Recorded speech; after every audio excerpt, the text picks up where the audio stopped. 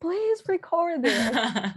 Everyone wants a piece of what you have to say. So I'm going to let you tell us a little bit about yourself. I know you're amazing. I follow your Instagram, and I think that's where I just love your videos. I'm like, how does she do that?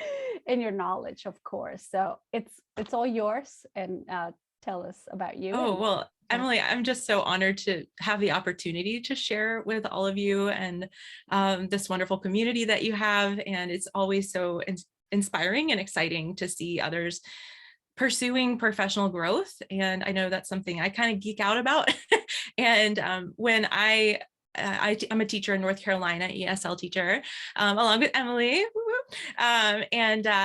We have gotten bits and pieces of some WIDA training here and there. I've taken some training through my state and also through WIDA's offerings. And I'm always, one of my big things is I'm always mindful of thinking through how can we make supports for multilingual learners and those strategies, something that's palatable for all teachers, specifically those gen ed content area teachers that really need things to be bite-sized and manageable and easy to understand. So when I was learning about all this, I'm thinking through all of that, of course, and I couldn't resist putting together some things that helped me wrap my head around this big, amazing resource. And I'm just thrilled to get to share that with you all today. I started out as a gen ed teacher in Northern Virginia in a very multicultural, very diverse setting. And that's really where I grew my roots as an educator. And now I'm in Western North Carolina in the mountains, and I love it. It's very different from Northern Virginia. But I'm in the thick of it with all of you who are finishing out the school year. Anyone else been drinking a little extra coffee these days? My husband went and got me some like a little bit earlier, and I was like, bless you, bless you. So yeah, I'm excited to be here and just to further our understanding of this great resource. So yeah, thanks, Emily. Okay, so I will go ahead and get started. Okay, can you see my screen okay? Anybody? Yes, we got you. Okay, yeah. I just want to make sure. Okay, so I am wild about WIDA standards. I love this document slash book. I don't know if you all have the big book yet, but it is hefty, but it is so thorough and so amazing. And I'm excited to share a bit about it with you today. I know some of you, this may be a brand new resource to you. Some of you I know have some background already in this. So here are our objectives for this session. Our content objective is we're going to understand how the 2020 WIDA standards are organized.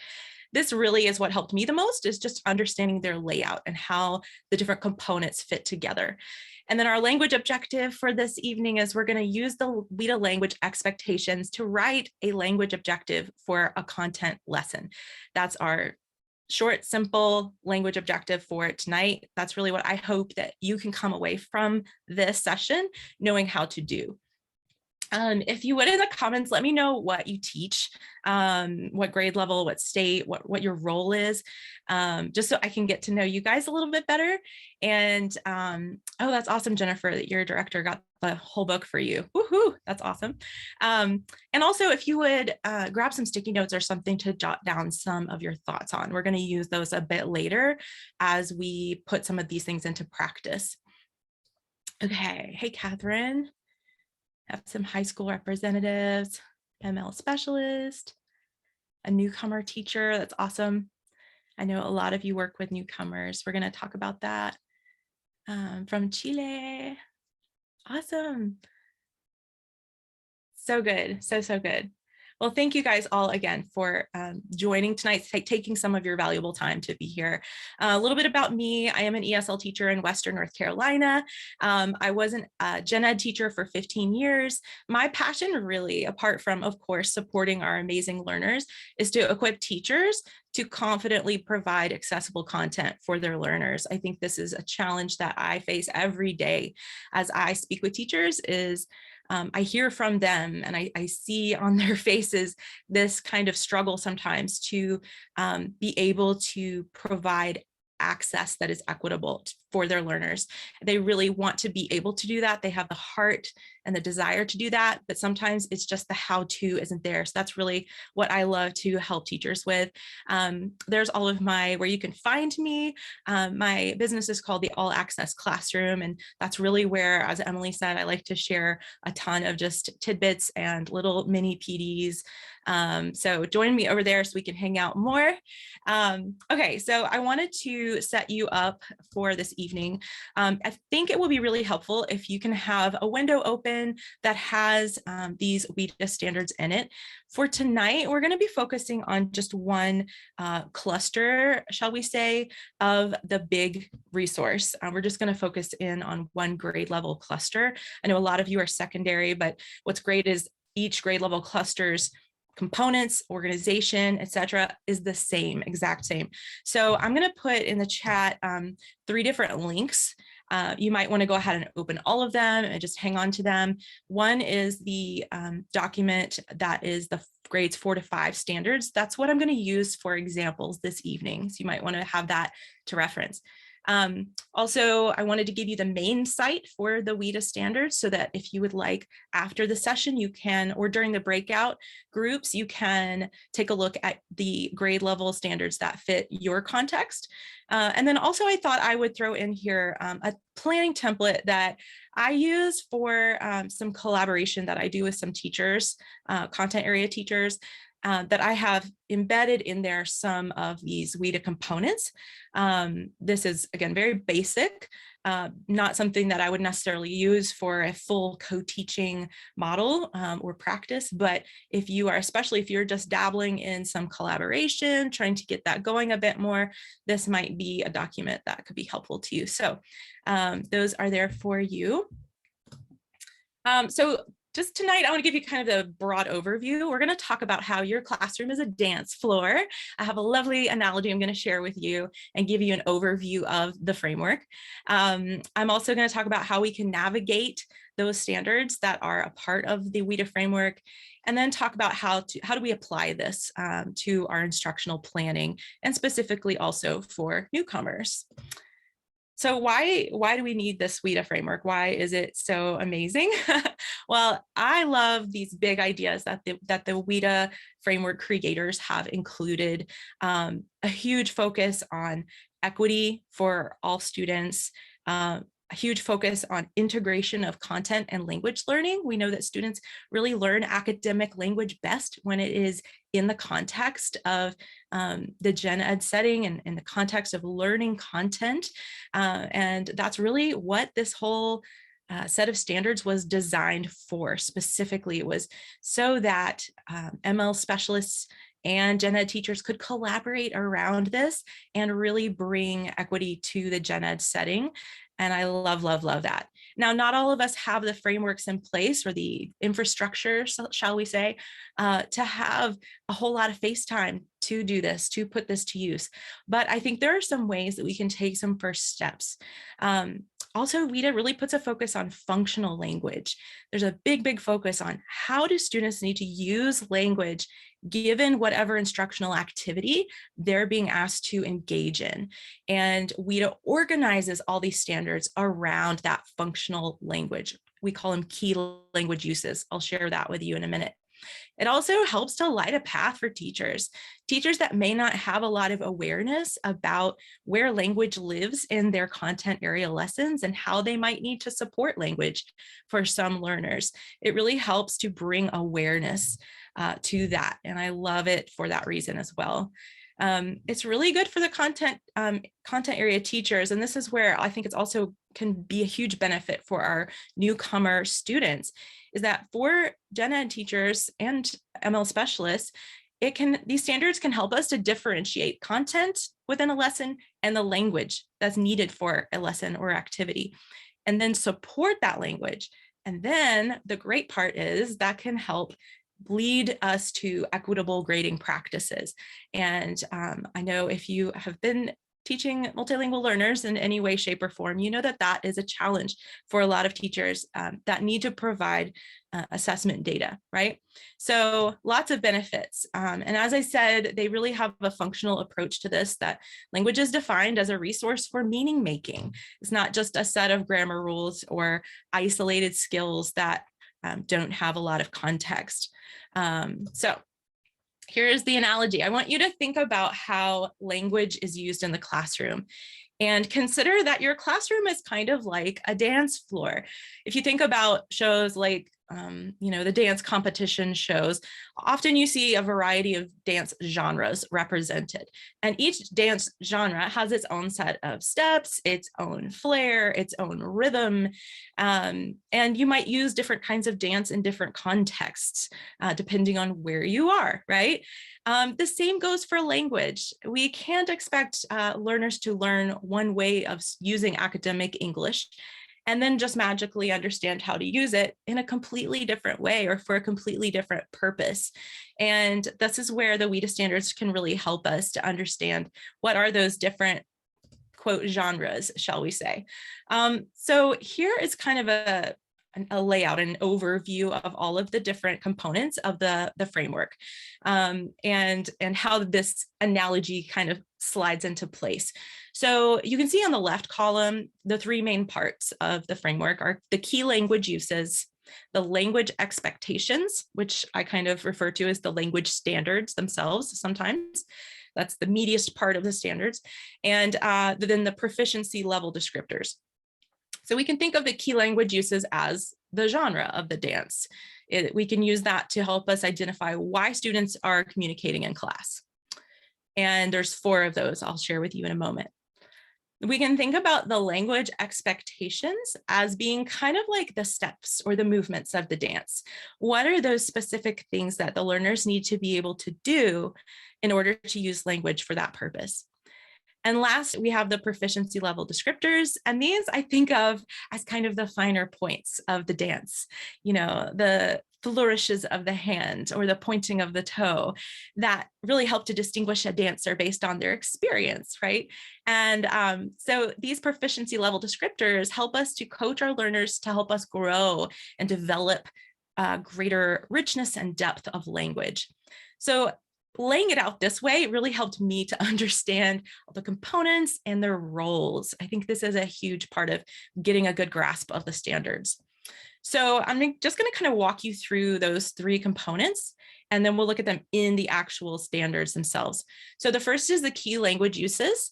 And this is when WIDA, set about creating these standards, they looked across the board, across the subject areas and grade levels, and asked, how are students using language in the classroom? And came up with these 4 key language uses that really can be used in a variety of ways and settings. They're found in all of the subject areas, and they do develop and overlap as students grow. Here's those 4 key language uses. We have the key language uses of narrate, inform, explain, and argue. And I put a few bullets here that'll let you take a look at. These are just some examples of specific activities that students may encounter in the classroom and the purpose for using language when they're doing those activities.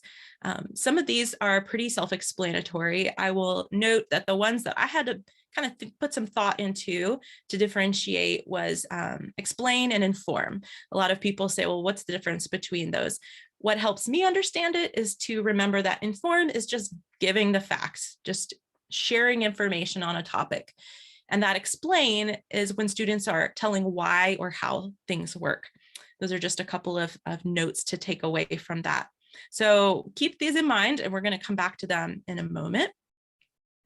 Now, WIDA also differentiates the different modes of communication that students use to communicate, those being listening, reading, speaking, and writing, which you're very familiar with if you are an English language specialist. And they categorize these into 2 main groups, interpretive and expressive. And this is also a very important component as we begin to navigate the standards. We will be needing to take a look at a learning activity and say, what's the main mode of communication that students are going to be engaging in to complete this activity? So then we have the language expectations. Now this is that second yellow box you saw on that big overview. We can think about these as the steps to the dance. These are a lot like basic content standards or content objectives, and they really work hand in hand with the content standards or content objectives you see in any gen ed classroom. But what's different about the language expectations is they focus in on specific language structures and forms and helps us to make connections between the content and the language of the classroom. These language expectations really take out a lot of the guesswork of teachers trying to figure out what should the language objective be. The standards help us to draw out that language, and they really point us specifically to a great goal for any activity. So here's where you can, if you're able to kind of look at the presentation screen, and if you have a place where you can take a look at a page of the standards, or if you have already your copy of the standards, you can really turn to any page that looks like this one and find that they're all formatted the same. They may be different colors based on the grade level that you're looking at. But I just want to explain the different pieces of these pages and how we use them, because this is really what you're going to be looking at the most as you use these standards day to day. So at the top, you have your grade level band and your subject area. And then you see in that purple box, the key language use. So as soon as you take a look at a content activity that's happening, the first thing you want to do is ask, what's that key language use that students are going to be engaging in? Then after that, below that, you see a shaded box. This is your language expectations or your language standards. And as you see, there's two sides to that. One is for the interpretive language expectations, and one is for expressive language expectations. So for any given activity, you're going to have to kind of pick one to keep it simple. Of course, students often are using both interpretive and expressive language modalities within a lesson, but if you can focus on the one that's the most prominent, that will help you navigate to one single language objective, if that's your aim. Under each language expectation, you see some bullets, those 3 circular bullets. Those are called language functions. And those are going to help us to understand what could that look like? What are the different ways that students could engage in using that type of language for that purpose, specific purpose? And this is where I love using the standards, because often I see several language functions that could work. Often I come across a single one and it's just perfect. It just seems to magically fit with the lesson, and it's a glorious thing. This is where you can see all the hard work that WIDA has put in to design these standards, because there's just always one that seems to fit with what students are doing. It's pretty cool. Okay, and then at the bottom we have what's called the language features. This is going into a bit more detail about specific language tools, so to speak, language tools that students might use in order to perform whatever the task is.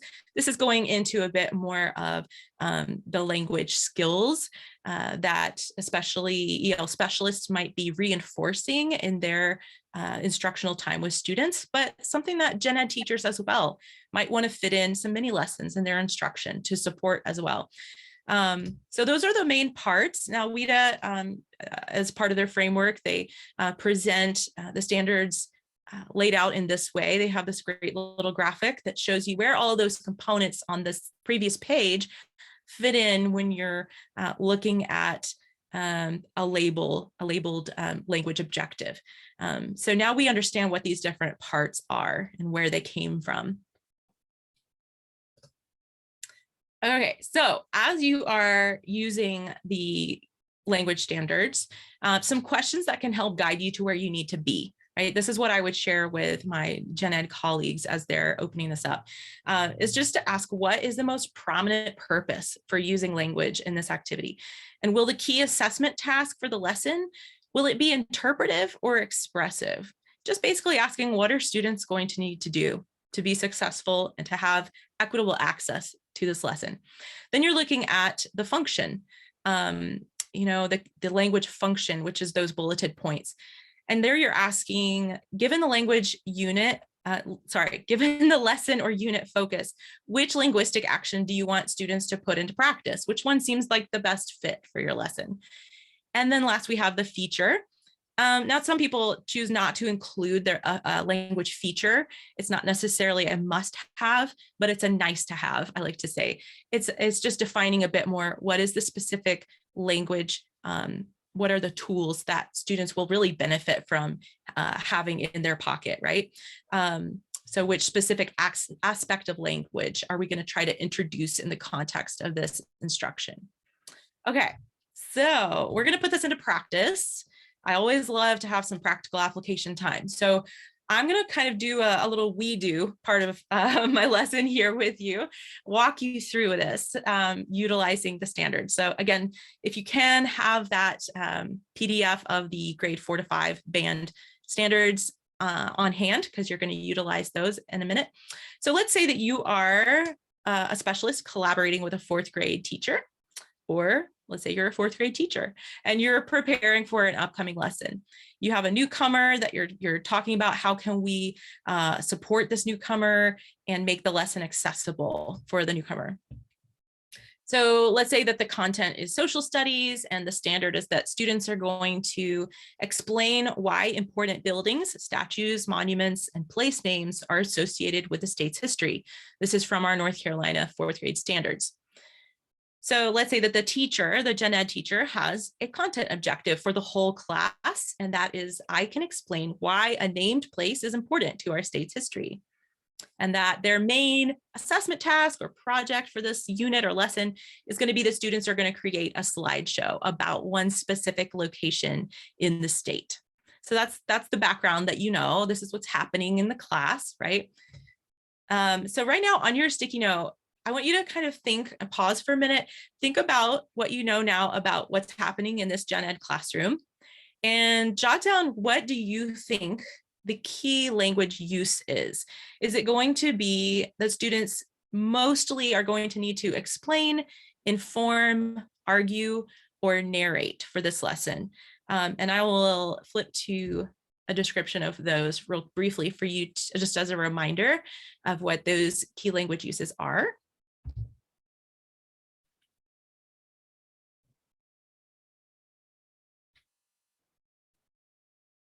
This one isn't too hard. Often in the content standards, they do kind of give us some support just in the wording itself of the standard. Sometimes it's very evident which key language use is at play. All right, if you have your response, pop it in the chat. Let's see. Let's see what you think. All right, everybody's saying explain. Yes, I know you're probably thinking, duh, it says explain in the standard itself. Yes, awesome. But I also want you to understand why it's explained. And that is because the purpose is to tell why or how.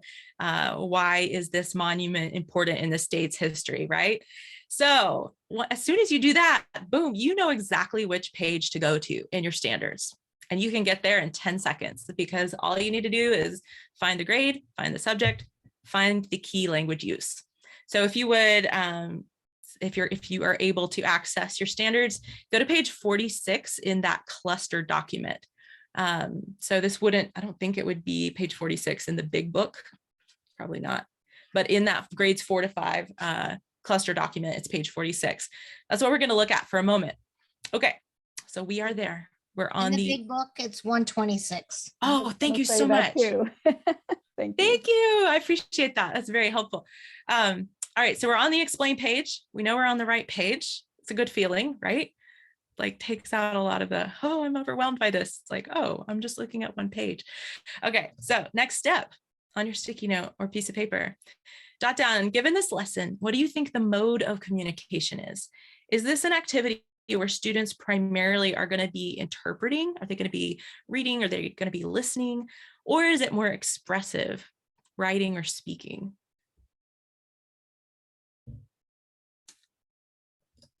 Thinking about that.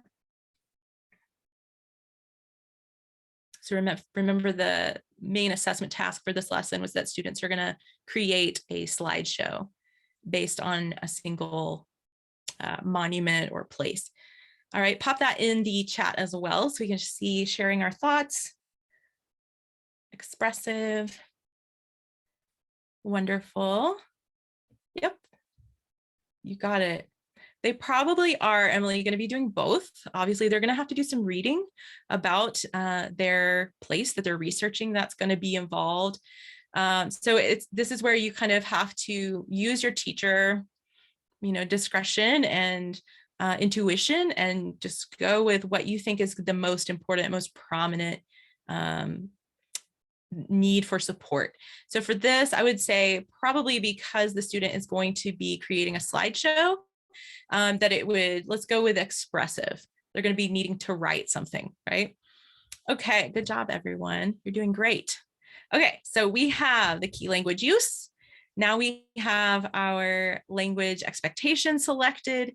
Now we're going to choose and select one of the language functions, one of those 3 bullets. And this is kind of fun. You get to just kind of pick the one that seems to fit the best with the content area activities that are happening. This one I had to kind of stop and think about for a little bit, which one was the best fit for this particular activity. So as soon as you have your idea, which one you would select, go ahead and put that in the chat. I would love to know your thoughts as well.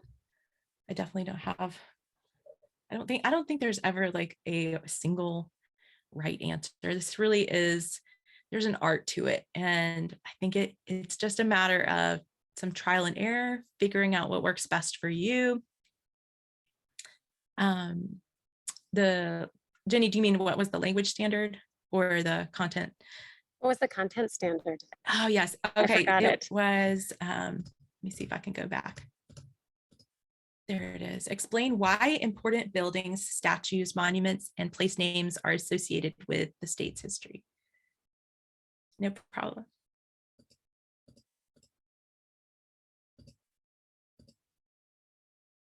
Okay, so for this one, I kind of went back and forth, but I ended up landing on introduced phenomena or events was the one that I picked because I felt like, okay, they're going to be primarily sharing what event took place at that particular location to make it important to the state's history, to make it significant. So they're introducing an event is what I decided would be best for that student's activity that they're going to be doing. But again, there's no like perfect one right answer. Okay, so now we get to move to the bottom half of the page. For visual purposes, I screenshotted the part that applies and blew it up a bit so we can see. Now you can see when you're looking at these language functions and features, the bars that are highlighted in a color match or coordinate with those language expectations that you see above. So, those 3 circular bullets that we just chose one, well, they took those, pulled them down to the bottom, and then placed the language features below each one. I hope that makes sense. Once I locked into that, it provided so much clarity for me. I was like, oh, now I see how this works. They just kind of took each one, and now they're representing through these language features, the square bullet, what are the skills that might help students do that, right? So here we have the language function that I selected that they're going to introduce events through. And this is also, based on so many different factors. What do you know about your students? What do you know about what they've been learning in class? Maybe you have already covered some of these skills and you want students to move on to a different one that's represented here. Maybe the gen ed teacher has been covering one of these skills recently. Yes, Ruth, great question. They only take the expressive side language expectations and bring those down and delineate with language features. And according to WIDA, they have done that because those expressive language expectations are the ones that are the most observable and able to be, I guess, expressed more through these language skills. So you won't ever see the interpretive language expectations represented through language features. I hope that makes sense. That's not to say don't ever use the interpretive language expectations to create a language standard. It's just that if you do, it won't necessarily include a language feature. I hope that makes sense. Okay, so let's just say for hypothetical sake that in this particular classroom or for me, let's say as an ESL teacher, I know, I really do need to work with my students on prepositional phrases. We haven't covered that yet. So yeah, let's use that one. Again, teacher discretion. So let's say you want to focus on that. Okay, friends. So now we have all of the different, we've navigated through the page. You've made your selections. It's kind of fun, right? Now you put it all together to create your language expectation. I love it. So I put in different colors here where the different components of this language expectation or objective came from based on that page that we were just going through. So your whole complete language expectation would be that students are going to construct social studies explanations that introduce events using prepositional phrases of time and place to contextualize the events. Now, obviously for students, you may need to present a student-friendly version. So just as an example, you could share, I can write to tell how an event made a place special to North Carolina. I will use prepositional phrases to help me explain when and where the event happened. A lot more clear for students that way. So I hope that that is clarifying for you of how we use these standards. And then from there, here's what's great. Once any teacher has brought themselves to a place of being cognitive, being aware of where this language is living in the lessons, scaffolding becomes far more simple because now you've differentiated the content from the language needed to do the learning activity in the classroom. So in the case of our newcomers, as you know, if you've worked with newcomers, they may need some support in using their first language to access, especially as they're doing that research, access it through first language resources, translation. They may need a graphic organizer to kind of lay out or present the events that happened in that particular location. They might need some image support, some sentence frames.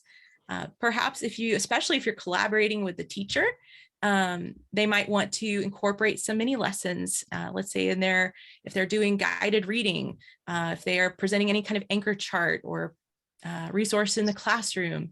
These are things students can reference as they're doing the activity and creating that slideshow, right? And of course, modeling using mentor text, the list can go on, right? So here's what we looked at just now. We looked at the different, someone, if you're not on mute, if you could mute for me, that'd be super, super duper. So we have the key language uses, we have the language expectations, and the proficiency level descriptors is the last component we have not yet looked at. But I want us to take a breath. We've covered those two hefty first elements. I want to see if you have any questions about those. And then I'm going to finish up with a brief look at the proficiency level descriptors. I hope that this was helpful. Let me know, does this help break it down for you? Because if you're like me, it was like drinking from a fire hose during my initial trainings about these standards. I was like, say what? So, okay, yay, Emily, thank you. I hope that that's helpful. I'm such a visual person myself. It really helps when I see things laid out. Awesome, I'm so glad. Okay, last thing we're gonna cover is these proficiency level descriptors.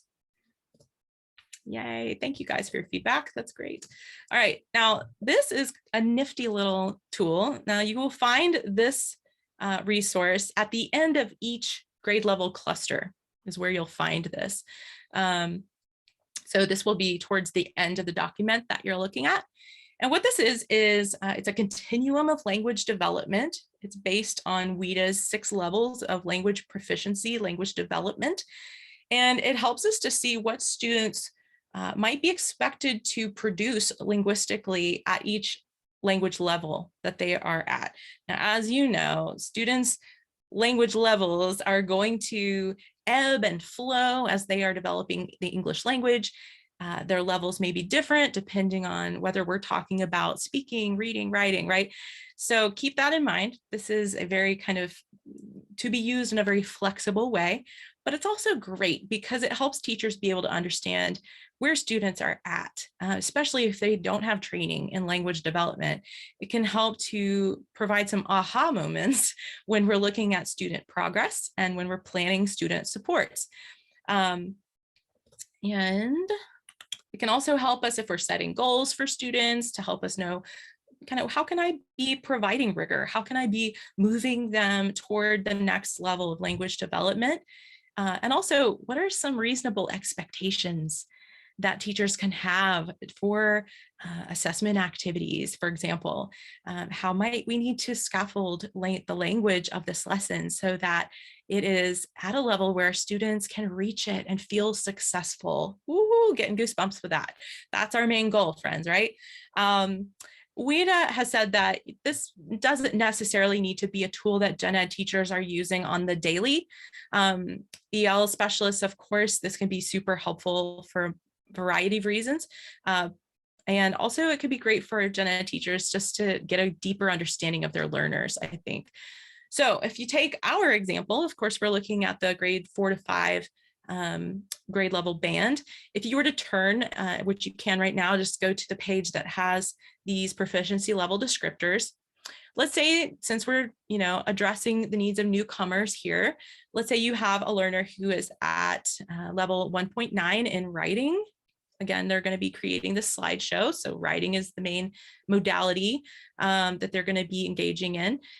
We would need to just take a glance at this and see, okay, given the fact that they're using short sentences, that we can expect them to use some frequently used devices like repetition, demonstratives, some familiar word types.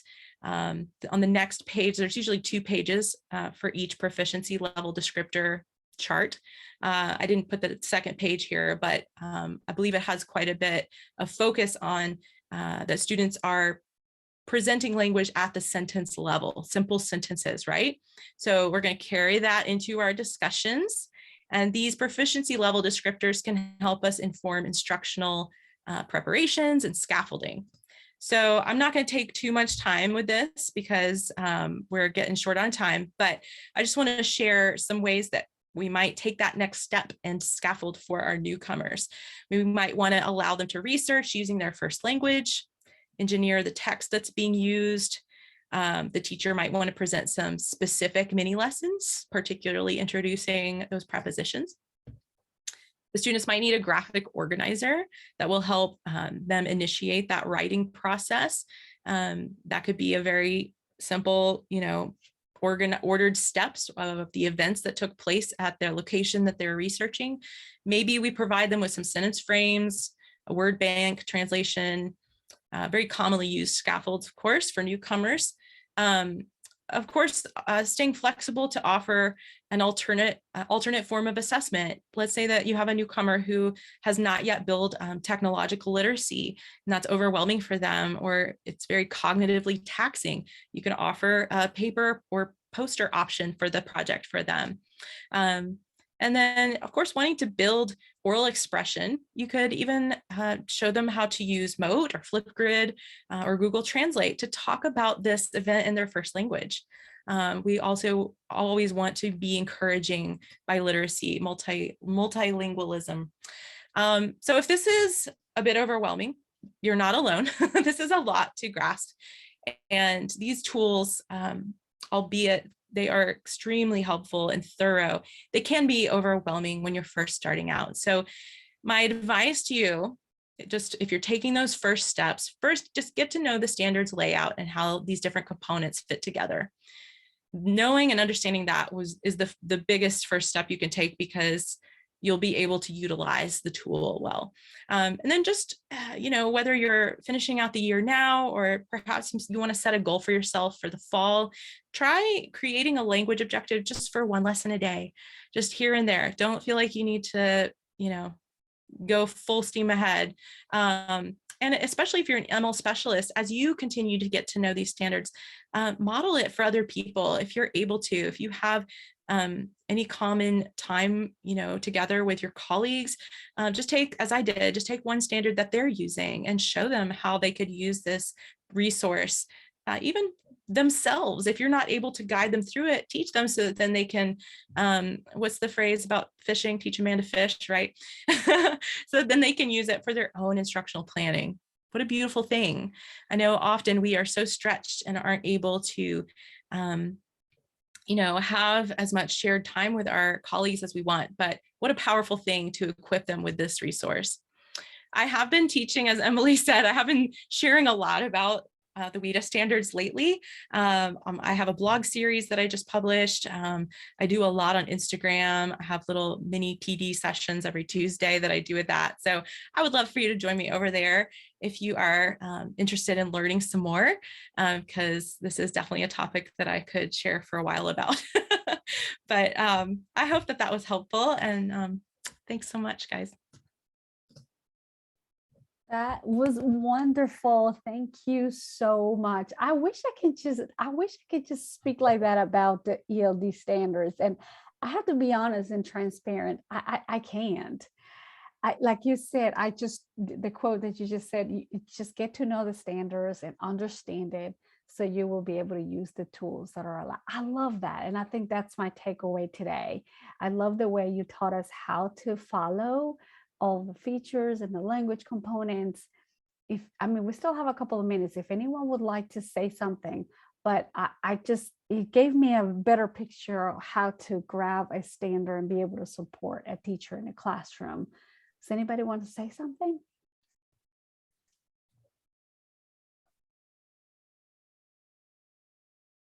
There are comments.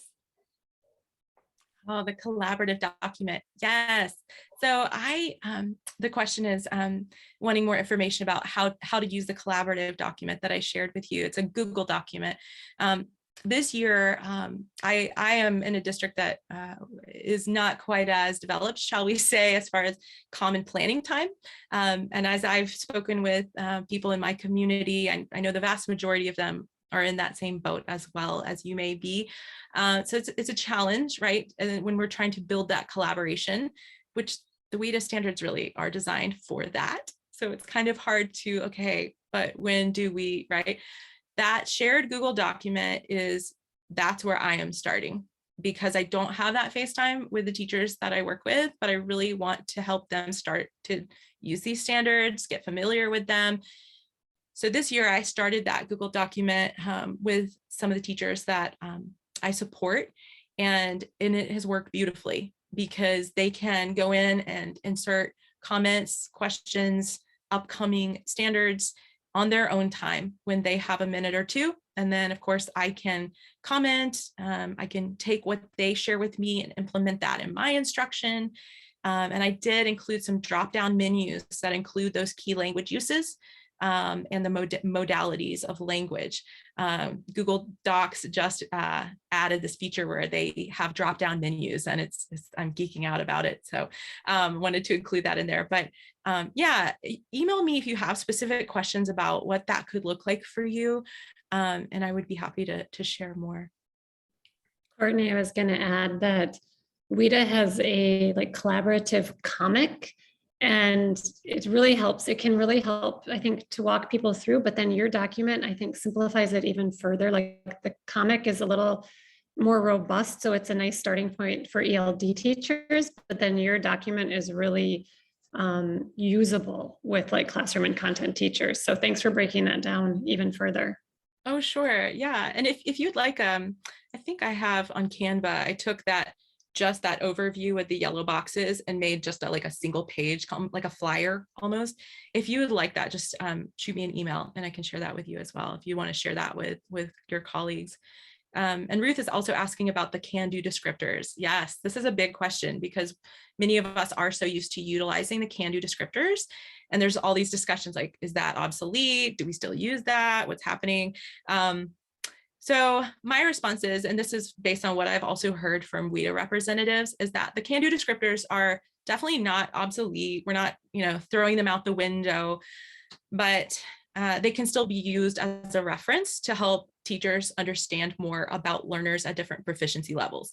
Now, my personal take on it is that these new proficiency level descriptors are even better And I'm planning to mostly utilize them now because they're a bit more specific. I always felt like, God, these can-do descriptors just seem kind of vague. Like it's hard to kind of put any kind of specific pinpointed instructional purpose to them. Like, they're great. They're just a bit more broad. Whereas these proficiency level descriptors are grade level specific, key language use specific. So yeah, that's kind of my take on it. I hope I'm representing that well for WIDA's sake. Oh, I love it. I think that's great. And you're right. It is kind of vague looking at, okay, this doesn't really go with the numbers and levels. Thank you so much. If we can do a virtual clapping, a virtual cheer. Oh my goodness, this is so great. This is so great. And I feel like there's still so much work to do, but I feel like I'm at a good place to start. Like I've glanced at it, but not really, I haven't been intentional to sit down and really learn these, but I think you have given me a good starting point. So this summer I have to start, digging through it a little deeper, but I am going to get to know it. I am going to get to understand it so I can use this tool much better. I love that. Quoting Absolutely. Courtney Morgan. I'm so happy to share with you. I'm so glad it was helpful. All right, my friends, I am going to open the break before you go into your break rooms, and it's only about 10 more minutes. I just shared the document that we use to type in any resources, any tips. If one of you can grab that document, and as you go into your breakout sessions, please, as you share, have somebody make a note. Remember, it's divided into elementary, middle, and high. And Courtney, if you're willing to go into one of the sessions, the breakout sessions, you're welcome to go. But go ahead and chat among your grade levels to see how we can go ahead and use what Courtney taught us today. Okay. Let me open the break rooms and off you go. If you can't find, let me know and I'll send you there.